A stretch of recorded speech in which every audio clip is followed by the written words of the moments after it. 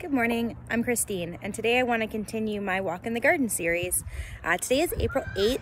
We had -3 temperatures last night. I'm in Zone 6 in Southern Ontario. It has been a really chilly and wet spring for us, so I've just been itching to get out in the garden. The forecast for this week is going into the double digits and nothing below freezing at night. So I've been working this weekend to get everything all cleaned up in my gardens and get the soil set, trying to get my husband to go get me a load of topsoil and a load of mulch, just in case I get really ambitious. So today I'm going to take you on a tour and you guys can see what's going on, what everything looks like. We are on about 3/4 of an acre here, so we don't have a lot of land. Of that 3/4 of an acre, about half of it is my septic bed. So if you know how septic beds go, I can't do anything with my entire front yard. So I mainly container garden. I have a few sectioned off places in my backyard where we do get a lot of sun. The issue here is that we have clay soil. It's not friendly for growing, and in the last year I've been really reading about permaculture and things that I can do to help my plants thrive and to help the natural plants and to help the soil on this property for many years, even after we go. I'm going to turn you around and we'll go for a little walk while I sip my coffee. We'll start here by the quail. They did not like our last cold snap. They stopped laying eggs. So we put up some plastic there on the bottom because the main plastic, greenhouse plastic, blew off in a really big windstorm, 3 times actually. So I just ripped it off, put them up a little bit of a windbreak, and they're doing really well. Those are my permaculture friends. They give me lots of manure and pine shavings. And I do have dreams of one day having a little fenced in garden area that I can easily move and plunk down in the garden to move them in and out, but they don't like change. So I don't know. I really want them to stay comfortable and continue laying. So we'll see what happens with the quail in the future. But I built a hugel bed. That's part of hugel culture. So mine is in a container. Again, this is just friendly for my yard. It keeps the pets and the kids kind of out of it.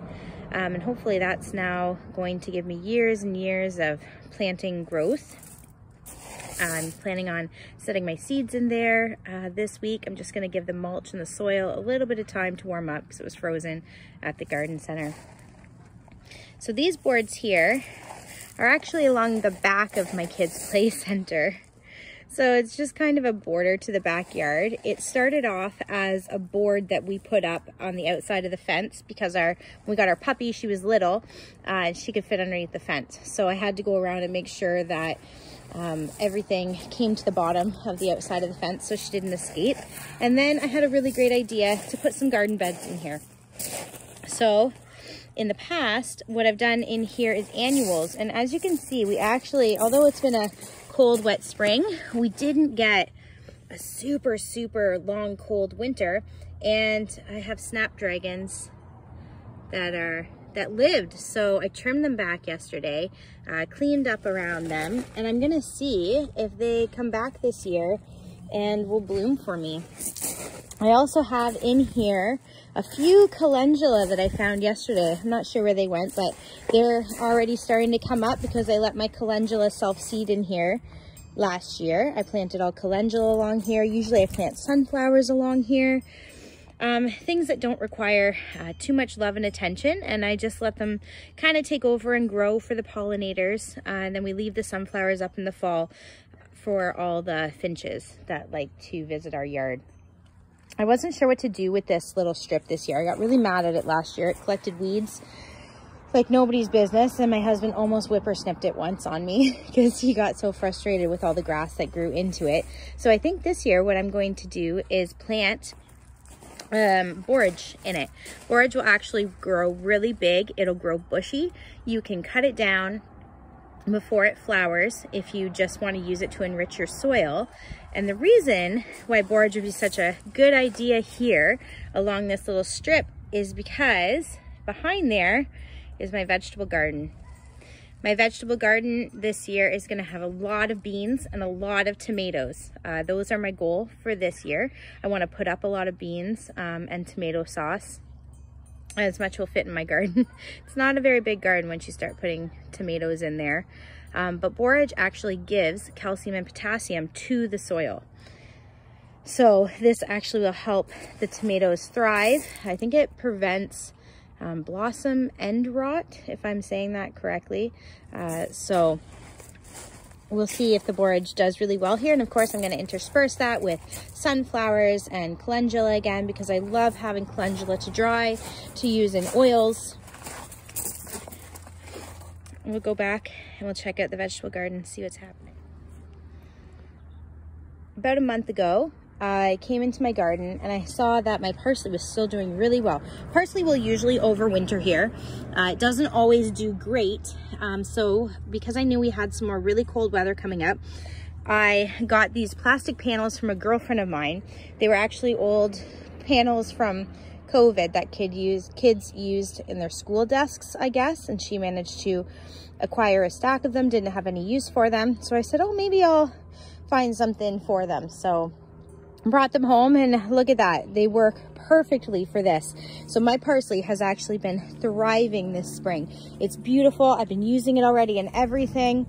In here, there's also, if I can find it, there is also a little bit of calendula growing in here as well. And then later in the season, dill will start coming up. You see here, this is my little bucket of chamomile. Chamomile also will overwinter here okay in containers. It's been outside all winter with no issue, but I would love to start a big patch of chamomile in my garden this year. That's also one of my other goals, because we use chamomile for everything, teas and lotions. I would love to be able to put it in soups for broth, just for extra health benefits during the cold and flu season. So I'm really excited to get that started once I start breaking ground on the vegetable garden. In this pot here is actually comfrey. I don't have a lot of experience with comfrey.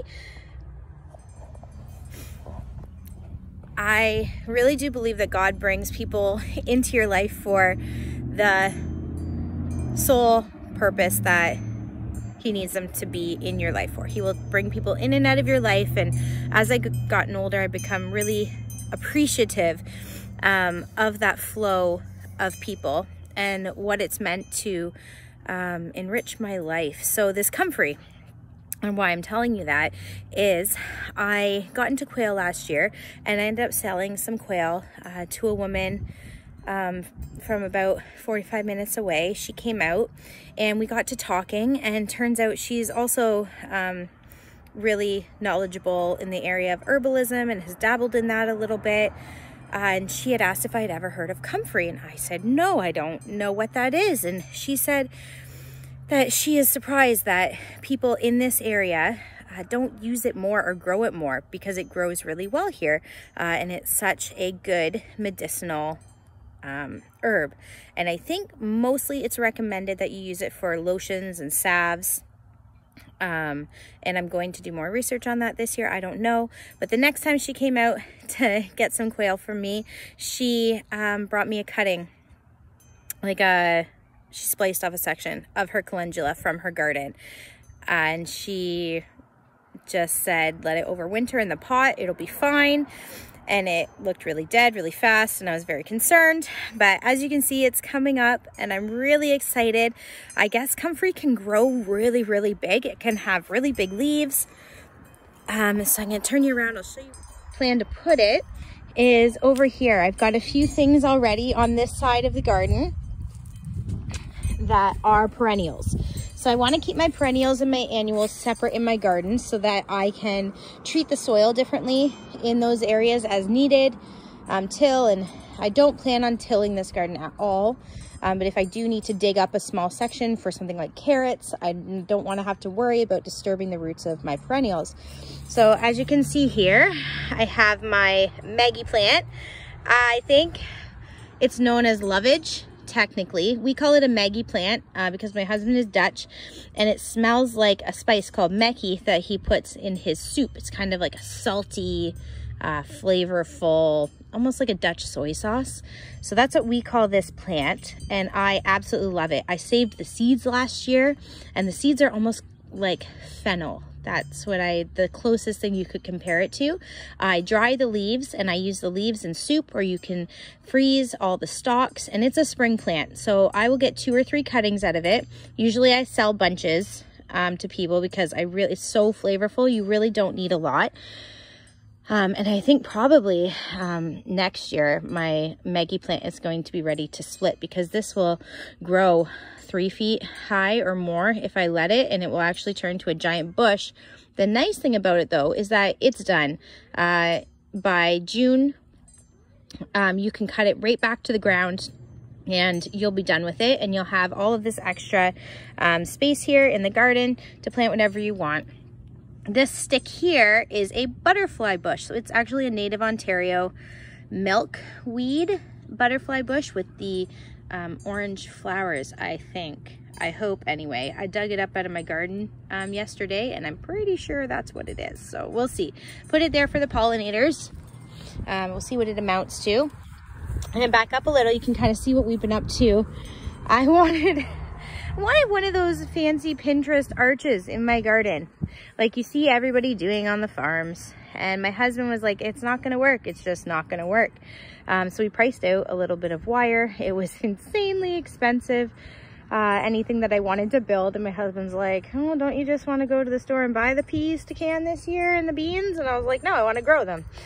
So he got a piece of wire, and we did a make work little arch there. So this is where I'm gonna grow my beans this year. I'm growing hopefully some birdhouse gourds that are already started in seed, cucumbers, lemon cucumbers, and English cucumbers. So those are all gonna be on here. Oh, as well as loofahs. Loofahs I'm really excited about this year. If I can get the seeds to grow, that would be great. And lavender. If anybody has any tips on lavender, I would love it. These are 2 different types of lavender, and I don't know what they are. I don't know how to care for lavender. I put it out here because it's the sunniest spot we have.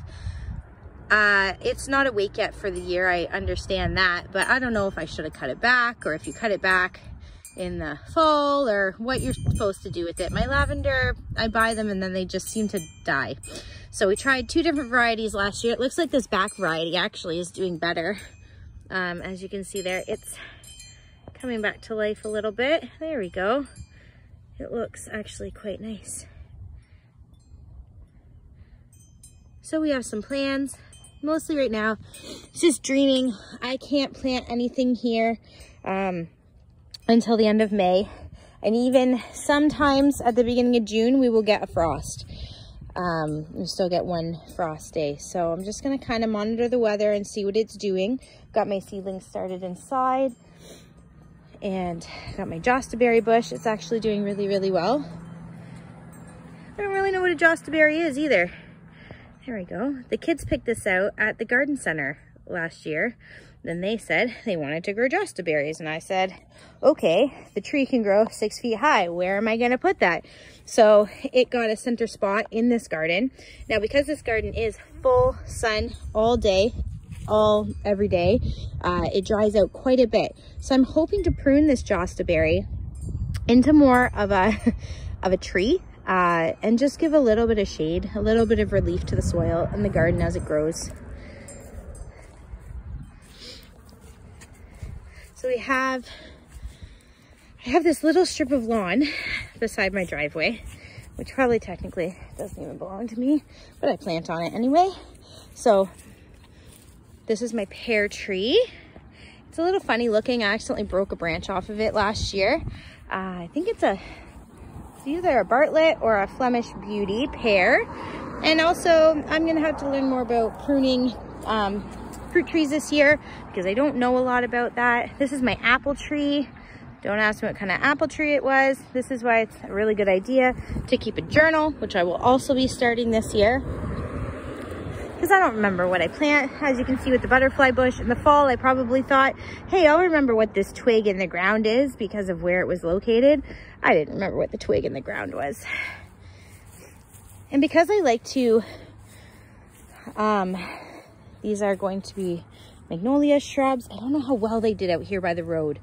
They don't seem to have a ton of buds on them.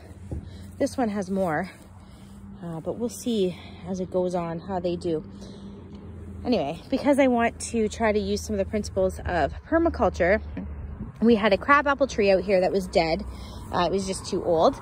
So when it died, what I bought was a serviceberry tree, which is usually just a bushline tree that grows in the ditches, and it is a wild plant here. We do have to continue to trim the tap seedlings there to make it a tree and not let it turn into a bush. But it has beautiful tiny white flowers in the spring, and then it has service berries on it, which are kind of like a Saskatoon berry. You can make pie out of or jam. I actually just leave them for the birds. This is a tree that I just planted here for nature and for the birds. It just makes me feel better that we can give something a little bit back to them, and then maybe they won't go into my garden and eat all of my stuff. I see here I had to move stuff out of the back of my van. We're going to an Easter thing today, so I bought some water. Canning jars. I love those 750 milliliter wide mouth canning jars. I don't know if they're more widely available in the States, but we have them only in those small packages, only the Bernardin brand, and they are dearly expensive. So I've been stocking up slowly over the year because I love them for fermenting. They are the perfect size. So there, that was in the back of my van. These are my front beds. They are full shade all the time. So they just have flowers. The bulbs are coming up right now. Last year I did go buy yarrow. So I bought some local white yarrow because I like using yarrow for salves. And in tea, it's a great healer. It's good for if you have menstrual issues, I believe. I'm still a learning herbalist, so of course do your own research as always. But yarrow is also really good for giving nutrients to the soil. So because these front beds are constantly in the shade, and because you can't plant a lot of things in them, I find that the soil just doesn't get enriched enough. So I planted them. I'm hoping that they give some good things to the soil. They will grow and bloom all season. They will be beautiful out here. We have a bit of construction going on in the front. We had to redo our septic last year, as I said, so this is my other little front bed. It's got ferns in it that are beautiful, and bulbs and a bush. It's nothing really too exciting. And around the side, we have another little garden. We have a burning bush here. It's one of my favorite things. This one is a few years old now, and it's just old enough that it's starting to make berries every year. It's really pretty. These are coreopsis when they come up, and my daughter loves roses. So we got a few rose cuttings from somebody and grew them, but the plants are not doing well. They get constantly powdery mildew on the stems. And if you are a rose grower and you know, if I can save this plant, I have a feeling it's something to do with the root system, because as you can see down here even, we can't. They just look a little rotten. They never come up nice. They do bloom. We get some roses on them. But I think what I might do this year is dig them out and start again with some healthier cuttings that I know where they come from. This garden actually all needs to be redone. You can see the landscape fabric there. That's all dug up because we had a snake nest underneath of it, and my kids were playing with the snakes last summer. So I said, this garden has to be redone anyway. Go ahead and pull up what you need to pull up. And they did, and there it sits because I didn't have time last summer to deal with this garden. This garden is absolutely beautiful though in the summer. Got black-eyed Susans all along it. And again, this is mostly a garden for the pollinators. I don't take a lot from this garden. We do use the rose petals. We dry them for tea. I would love to make some sort of lotion with them this year as well. And these are just wild grasses. We did have wild violets back here, but I'm not sure. I think we may have moved them last year. I'm not sure where the kids planted them. Sometimes I let the kids just go wild and do what they want. This is our back garden. So you see some things are coming to life. We've got, this is a variety of sedum. It's one of my absolute favorites. Let's see if I can get a shot on there. There we go. Can you zoom out there? Nope. It's beautiful. It's absolutely beautiful. It's green and pink. It's a little bit spindly, but as you can see, it'll grow along the ground and it just adds like beautiful color to your ground. This whole garden also needs to get dug up this year.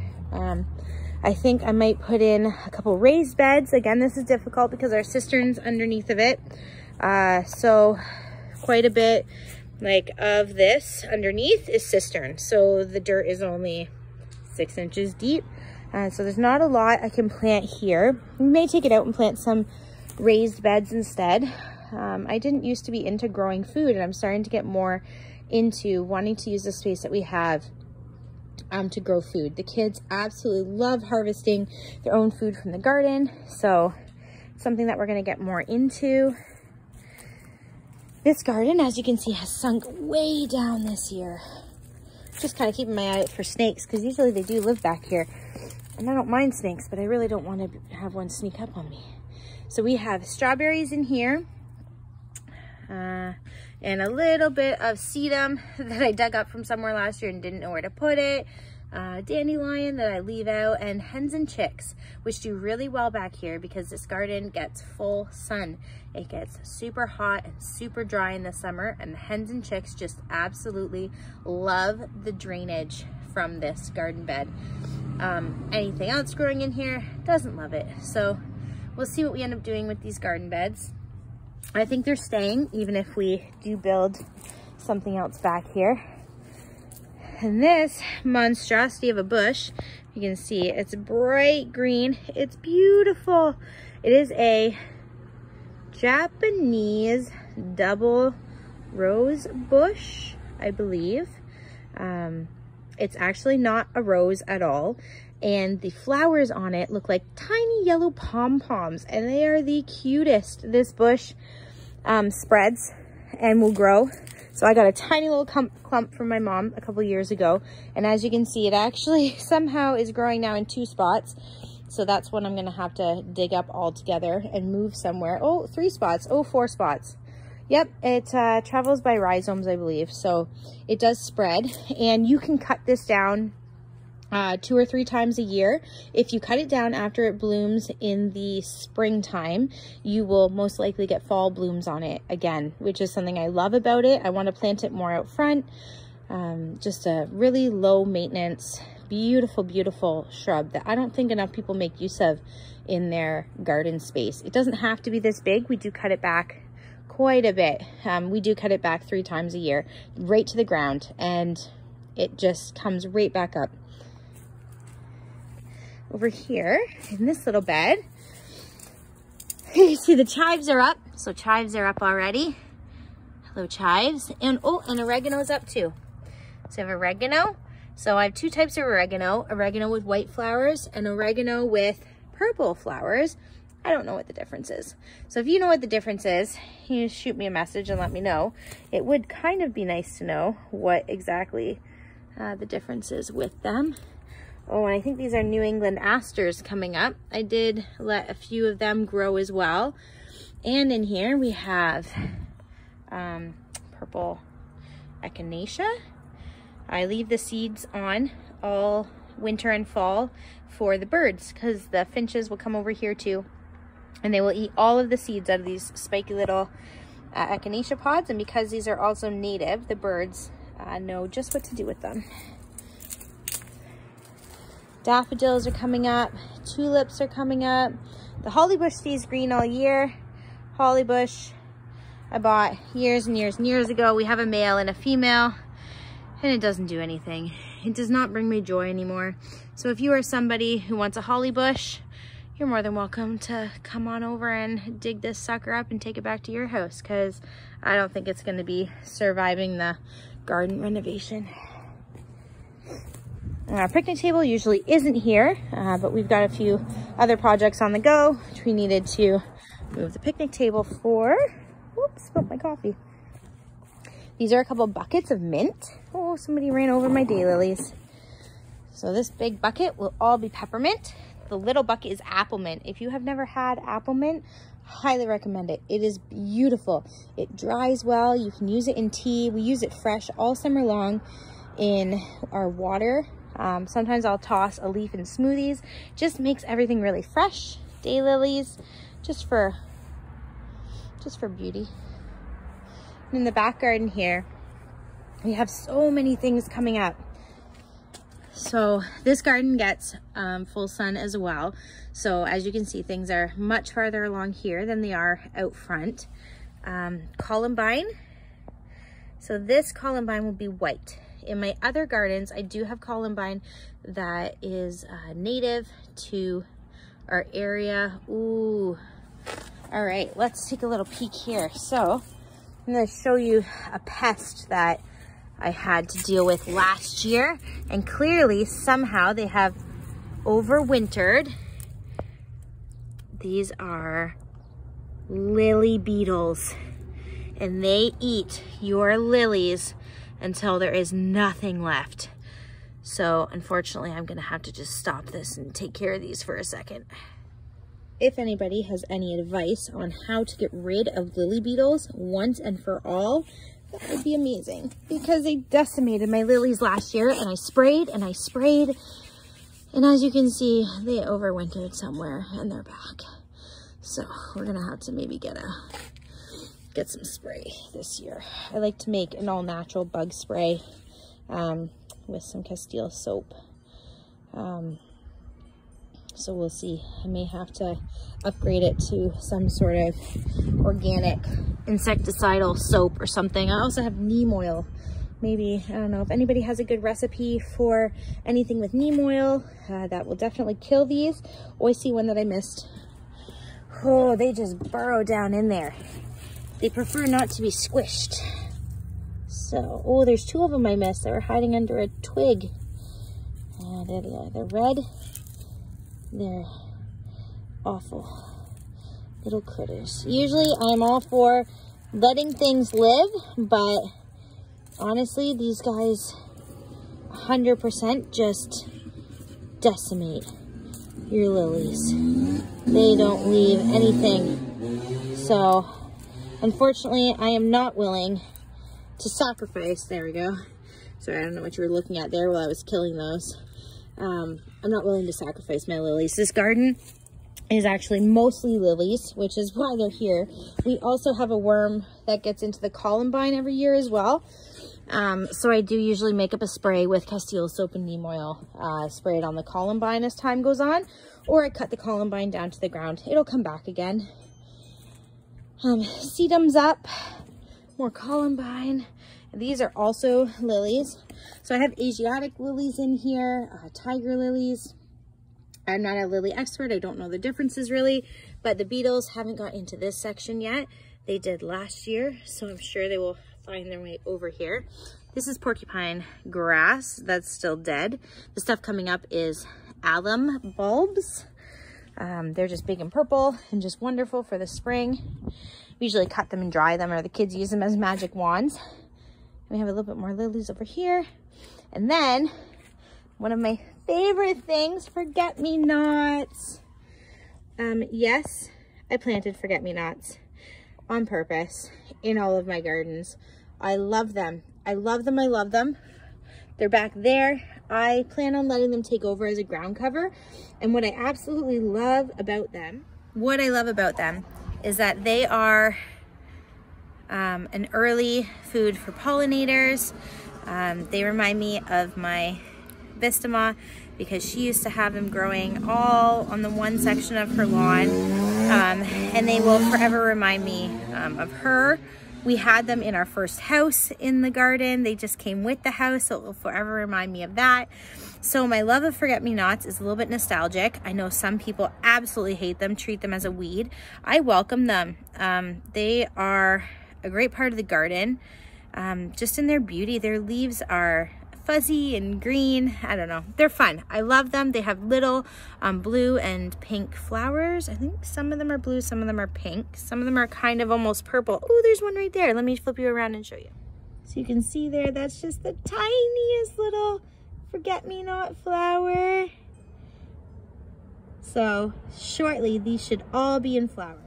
And the absolute best thing about forget-me-nots is when you get tired of them after they're done blooming in the spring, you rip them out. So once I'm ready to turn over my gardens for summer, I usually come in and that's when I trim back all of my bulbs. That's when I will usually mulch. And it's when I rip out any of the forget-me-nots that have gone scraggly that I don't need anymore. And because they sow themselves by seed, there's always some that survive. And once they're established, you can rip them out all you want and they will continue to come back. I know that sounds like not a great thing, but I absolutely love it. There's a guy in our neighborhood who just bought a dirt bike. Seems to like riding it up and down the road constantly, much to my dislike. All right, we're back in the back garden now. Just taking a look around. Oh, everything's just coming to life and the sun is warming everything up. It's quite cold this morning, but it's supposed to be 8 degrees right now and it's sunny and it's wonderful. This is the back garden that we cleaned up there, I don't know, a week ago, 2 weeks ago, the last nice day. I came back in it yesterday just to have a little peek and noticed that things were really waking up now. This is a black currant bush. I love black currants, but we have not had any yet. These bushes will get really big, so I had to make sure, oh, it's not going to show you, there we go. I had to make sure that we had space for them. So as you can see, all around the black currant bushes, there's enough room for them to grow. There's enough room for us to walk around them and pick their berries. As I've learned in gardening, through the years of practice, I really need to leave room for when plants get big. It's really tempting to plant them all close together when you get them from the garden center and they're cute and they're little, but no, really do yourself a favor and see how big they're going to get, because you need to leave them some space, especially if you really want to use them and use their berries effectively and get to them before the birds do. Something else that's really waking up is the lemon balm. Woohoo! Look at that. Oh, I love it. And there's a little patch on the ground here. Lemon balm is part of the mint family. It doesn't taste minty, it tastes lemony, but it will spread like mint. So just keep that in mind. This one's in a container, this one's down here, but they're in a back corner of the garden that if they take over this entire corner, I'm not really concerned about it. I did have poppies in here last year. They're not coming up yet. The creeping thyme we planted last year, some of it died. Some of it is doing really, really well. My goal is, this is the kids' garden. So low maintenance, a lot of ground covers. There's a creeping thyme that's doing exceptionally well. That's woolly thyme.